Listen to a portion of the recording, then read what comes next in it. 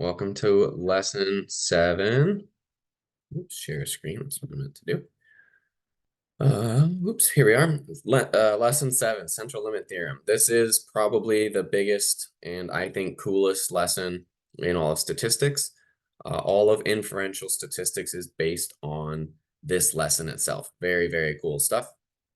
So it's a little bit abstract because we are now taking samples and we're looking at the potential sample statistics. So instead of just taking one individual person and looking for the probability of a specific value, we're looking at if I took a sample of 10 people and I considered all of the possible sample averages I could get. Right? If we take samples, we would expect these averages to get closer to the true average.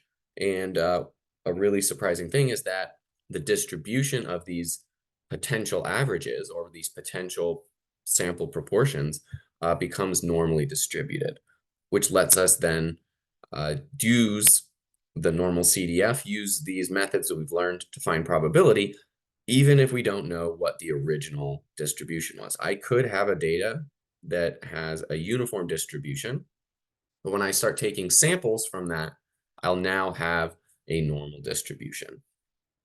So the central limit theorem for sample means, this is the big first section. There's a simulator here with some instructional videos. I highly recommend this because it gives you an understanding of what's actually happening. In addition to just seeing it in the book, you can actually play around and witness the central limit theorem happening through simulated results. So please watch those videos. And then these videos are the sampling distribution and the actual central limit theorem. Section 7.2 is the central limit theorem for proportions. So we have two central limit theorems, the one for sample means and one for sample proportions. You can read this section if you want. I had to pull the sample proportions from another text.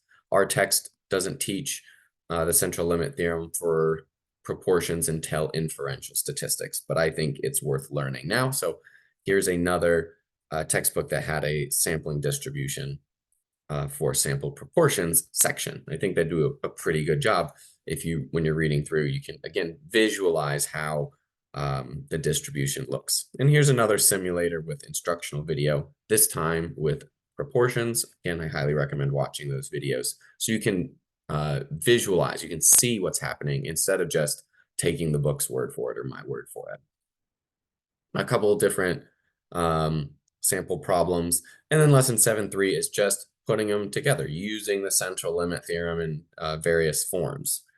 So something to note is when you're doing the central limit theorem, almost all of your calculations are going to be a normal CDF or an inverse norm. So you might need to go back to lesson 6 for some pieces of technology, because you can use your 84 or one of those other normal distribution calculators that you might need. Big important thing. When you are finding your probabilities here, if you use a z-table, be sure that you tell me you're using a z-table and don't stop at just the z-score. Many students I've seen in the past will calculate the z-score and then give that as their final answer rather than giving the probability associated with that z-score. So on your homework, be sure that you are not just giving a z-score, but calculating a full probability. As always, let me know if you have questions. Otherwise, enjoy.